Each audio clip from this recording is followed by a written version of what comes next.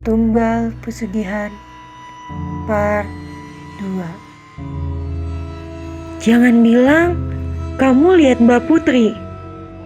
Dina langsung berpikir, apakah wanita berkebaya kuning itu adalah Mbak Putri? Mbak Putri siapa sih? Terus apa hubungannya sama Pak Anwar? Alin makin penasaran dengan perbicaraan Nita dan Dina. Oh iya Din, aku mau nanya. Kamu kenapa sih kemarin bentur-benturin kepala ke tembok? Kalau ada masalah cerita dong. Jangan kayak gitu Din, kata Alin. Dina langsung terbelangak mendengarnya. Aku gak bentur-benturin kepala ke tembok, Lin. Lin, Nit, aku mau cerita. Tapi aku pengen kalian jangan bilang sama siapa-siapa ya. Jadi gini ceritanya.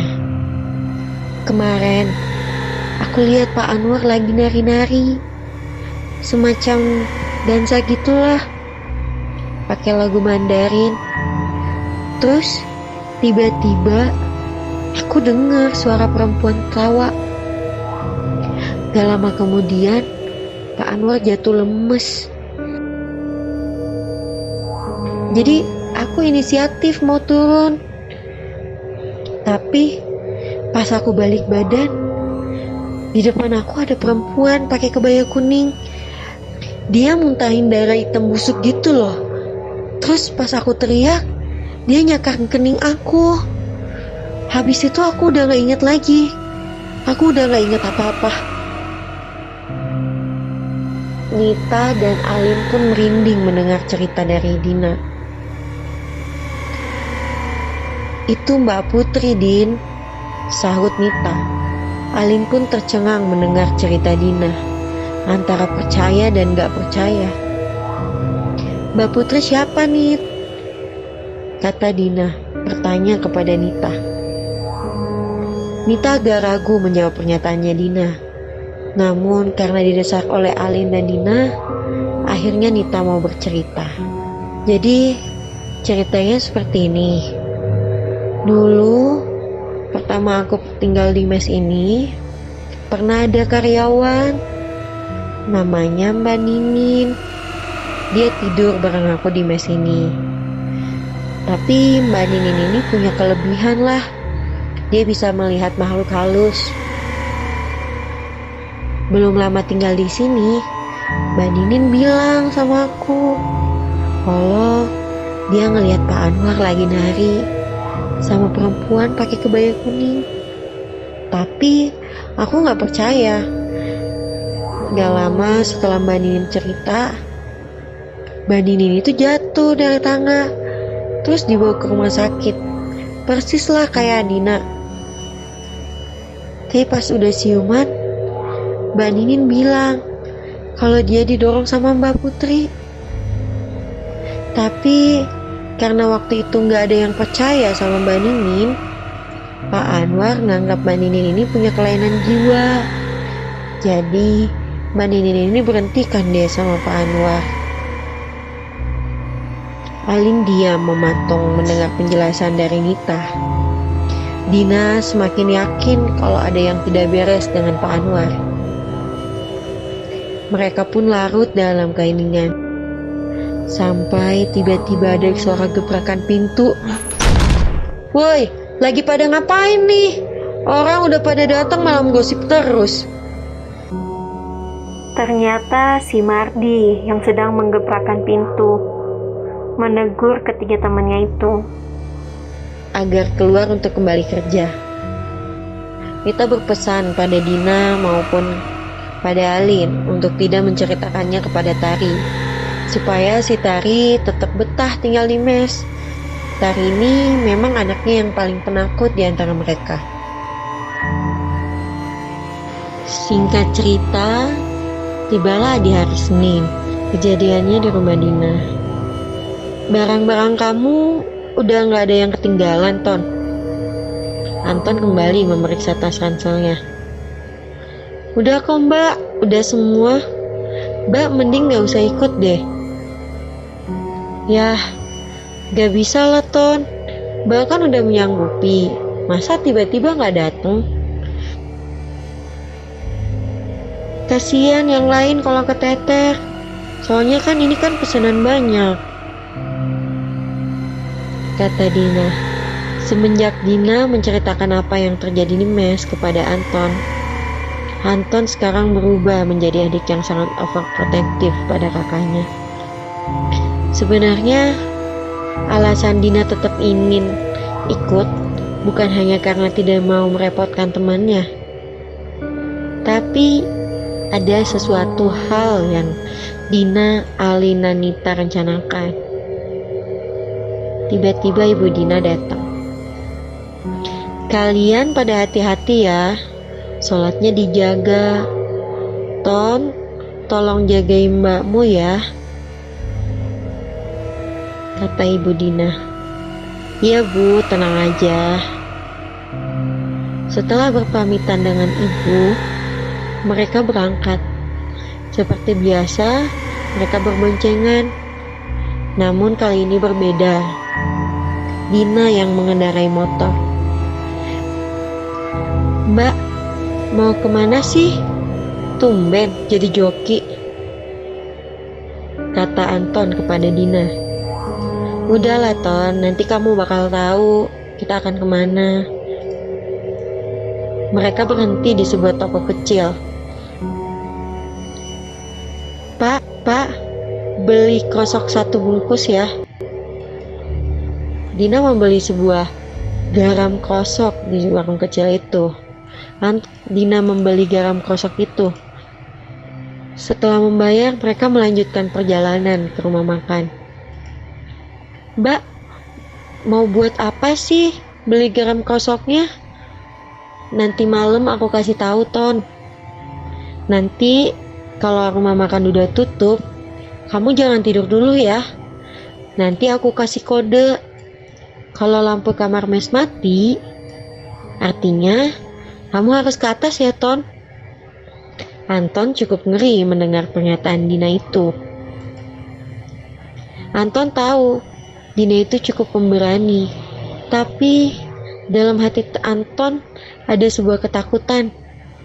Takut sampai terjadi apa-apa lagi dengan Mbak Dina. Ton, motor jangan parkir di dalam ya. Kamu titipin di rumah Alin aja. Aku udah ngomong kok sama Alin, arahan Dina kepada Anton. Mbak, sebenarnya mau ngapain sih? Jangan sampai kita keteteran cuma buat 300 box nasi ya Mbak. Dina sedikit terkekeh mendengar perkataan Anton itu. Ternyata Anton udah benar-benar berubah. Bahkan dia sampai mewanti-wanti kakaknya tentang urusan pekerjaan. Enggak lah Ton, kamu tenang aja. Pekerjaan kita kan kita kerjain bareng-bareng sama yang lain. Dan kita mulainya jam 12 malam. Jadi masih ada waktu kok. Sampainya di rumah makan, Dina langsung menuju mes dan meletakkan garam kosok di bawah kasur supaya Tari nggak lihat kalau Dina membawa garam kosok itu. Lalu Dina turun untuk melanjutkan pekerjaannya. Di dapur, Anton tidak bisa fokus bekerja. Dia sangat penasaran dengan rencana Mbak Dina. Ada apa Ton? Ngelamun terus. Mardi yang menegur Anton. Mas, kamu kerja di sini sudah berapa lama? Tanya Anton kepada Mardi. Mardi tersenyum sinis. Tumben kamu mau ngobrol sama aku Ton. Anton tidak menjawab. Dia merasa malu karena selama ini emang dia yang selalu ngerepotin teman-temannya. Aku yang pertama kali kerja di sini Ton. Setelah aku masuk, baru si Ninin sama Nita. Ninin siapa Mas? Mardi mendekat, berbisik kepada Anton. Dia itu karyawan di sini, tapi dia itu sinting, ucap Mardi sembari meletakkan telunjuknya miring di keningnya.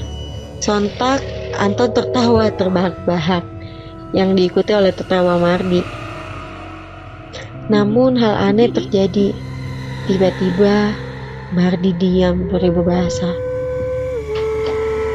Ton, kamu dengar nggak? Dengan muka tegang, Mardi menepuk bahu Anton. Ton, dengar nggak Ton? Anton menghalau tangan Mardi. Dengar apa mas? Jangan bikin takut mas. Mardi mendekatkan telinga ke tembok yang diikuti oleh Anton. Gila mas, ada cewek ketawa. Anton menjauhi tembok. Hush, jangan berisik. Mardi mencoba mendengarkan lebih jelas. Ton, cewek nangis Ton. Nangis cok. Anton pun menarik baju Mardi supaya menjauh dari tembok. Ton, cewek nangis Ton. Nangis cok. Anton pun menarik baju Mardi supaya menjauh dari tembok. Lalu mereka berdua pun lari. Ari pun ikut lari keluar tanpa sadar. Saat sampai di parkiran, dengan nafas tersengal-sengal, Ari menghentikan Mardi dan Anton. Mas, pada ngapain sih lari-larian? Gak ada apa-apa kok, jawab Mardi sambil memberikan kode kepada Anton untuk tidak menceritakannya kepada Ari. Namun Ari tidak percaya begitu saja dengan apa yang dikatakan Mardi. Siang itu dilalui oleh Mardi dan Anton dengan perasaan yang tidak nyaman. Anton jadi paranoid, berinisiatif memutar MP3 surat Yasin melalui HP-nya. Tapi hal aneh lagi terjadi. Pak Anwar sedari pagi berada di ruangannya, dan ruangannya itu berada di lantai 2. Tiba-tiba dia turun ke dapur untuk menyuruh Anton mematikan MP3-nya itu. Mardi berkata, wah, HP-mu canggih banget Ton, bisa kedengeran sampai lantai 2. Setannya pada kepanasan tuh. Mardi meledek Anton, tapi perkataan itu didengar oleh Pak Anwar yang ternyata masih ada di belakang pintu dapur. Pak Anwar pun membanting pintu. Kamu bilang saya setan, kata Pak Anwar. Pak Anwar benar-benar marah kepada Mardi. Anton hanya bisa diam dan menunduk. Apalagi Mardi, wajahnya udah sangat pucat. Selama 7 tahun Mardi tidak pernah melihat Pak Anwar semarah itu. Pak Anwar tidak bisa berkata-kata lagi. Dia hanya diam, mematung, matanya menatap Mardi dan Anton bergantian. Anton hanya bisa pasrah sembari memikirkan bagaimana nasibnya nanti. Dari ujung matanya, Anton bisa melihat tangan Pak Anwar memegang pundak Mardi. Entah bagaimana, tubuh Mardi tiba-tiba bergetar seperti orang kesetrum. Lalu mulutnya terbuka, matanya terbelangak. Anton mulai panik. Dia berusaha untuk pergi dari tempat itu. Sampai tiba-tiba pintu terbuka. Nina berdiri di ambang pintu, seperti sudah tahu apa yang sedang terjadi. Nina bereaksi mengambil ember berisi air dan menyiram ke arah Mardi. Seketika Mardi pingsan. Pak Anwar mendekat ke Nina, lalu membisikkan sesuatu. Dan saat dibisikkan kata-kata itu, Nina merasakan merinding dan terpaku beberapa saat. Setelah Pak Anwar keluar dari dapur, Anton berusaha menyadarkan Nina. Setelah Nina sadar, dengan hati-hati Nina memberitahukan kondisi di dapur kepada Nita dan Nina. Jangan tanya, Pokoknya ikut aja aku ke dapur. Jangan sampai para konsumen terganggu. Dengan laga seperti tidak terjadi apa-apa, Dina dan Nita ikut ke dapur. Sesampainya di dapur, Nita sangat shock melihat Mardi terkapar. Mereka bersama-sama menggotong Mardi untuk tidur di kursi. Kok bisa sampai kayak gini sih, Ton? Dina bertanya kepada Anton. Anton mengacak-ngacak rambutnya. Dia frustasi. Dia tidak menyangka candaan yang terkesan saat sepele bisa berakibat fatal kepada Mardi. Mereka merasa Pak Anwar memang semakin aneh akhir-akhir ini. Bukan seperti Pak Anwar yang mereka kenal. Tak lama kemudian, Mardi pun sadar. Dia seperti orang linglung. Dia tahu apa yang terjadi. Nit, nanti setelah tutup, kita ke rumah Alin ya. Aku mau ngomong sesuatu ke kamu. Nita hanya mengangguk. Setelah toko tutup pukul 8.30, Nita, Alin, Dina pergi ke rumah Alin, meninggalkan Tari yang sedang mandi di mes. Lin, gas di dapur udah aku tukar sama yang kosong. Nanti aku bakal nyuruh Tari buat rebus ayam di rumah kamu ya. Nanti kamu temenin Tari aja ya. Alin agak keberatan sebenarnya. Dia ingin menjalankan rencana mereka bersama-sama di rumah makan. Tapi aneh kalau yang lain nemenin Tari di rumah Alin. Memang Alin orang yang pas buat menemani Nita. Dina menugaskan Anton untuk memberitahukan kepada Ari dan Mardi tentang apa yang menimpa Dina sampai Dina masuk rumah sakit, dan mengajak Mardi dan Ari untuk ikut dalam rencana mereka. Setelah semua rencananya tersusun rapi, Alin, Dina, Nita kembali ke mes.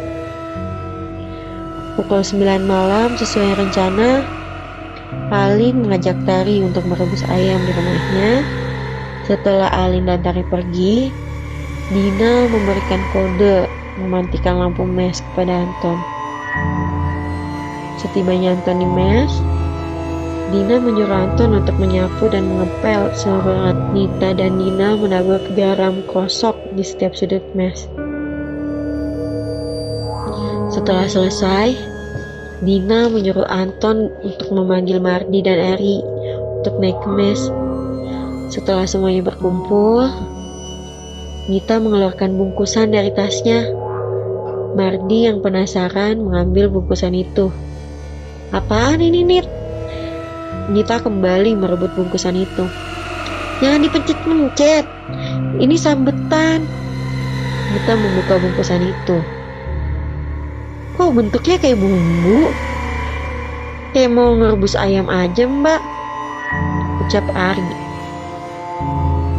Bentuk sama warnanya emang mirip, tapi ini isinya beda.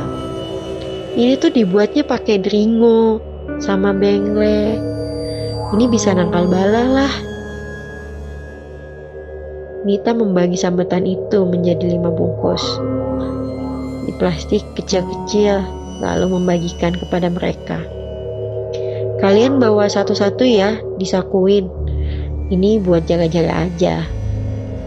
Semua pun mengangguk setuju. Di gelapnya malam, mereka beriringan menuju ke ruangan Pak Anwar. Sesampainya di ambang pintu, Dina meminta kunci kepada Nita. Nit, kuncinya mana? Ini, Din, kata Nita sembari memberikan kunci kepada Dina. Setelah mereka masuk ke ruangan Pak Anwar, hawa benar-benar berubah. Mereka merasakan sangat dingin, tidak seperti biasanya. Itu ruangannya, ucap Nita sembari menunjuk sebuah pintu di dalam ruangan Pak Anwar itu. Nita mengambil kunci lain untuk membuka ruangan tersebut. "Kamu tahu ruangan ini dari mana, Nit?" tanya Mardi. "Dari Mbak Ninin," jawab Nita singkat. Langkah Mardi terhenti. "Gila kamu ya, orang sinting kayak Nini kok dipercaya?" Nita tidak menjawab perkataan Mardi itu. Lalu mereka melanjutkan perjalanannya.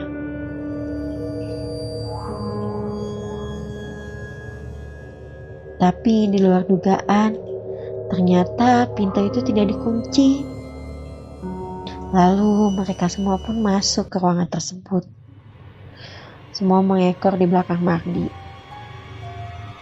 Mardi meraba-raba tembok untuk mencari saklar, karena ruangan tersebut sangat gelap, lampunya tidak menyala.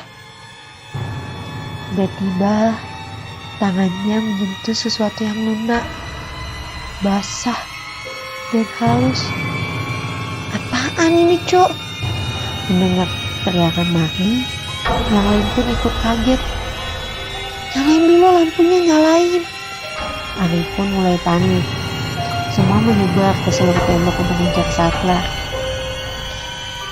Lalu sanak-sanak Dina melihat sesuatu yang kecil menggantung.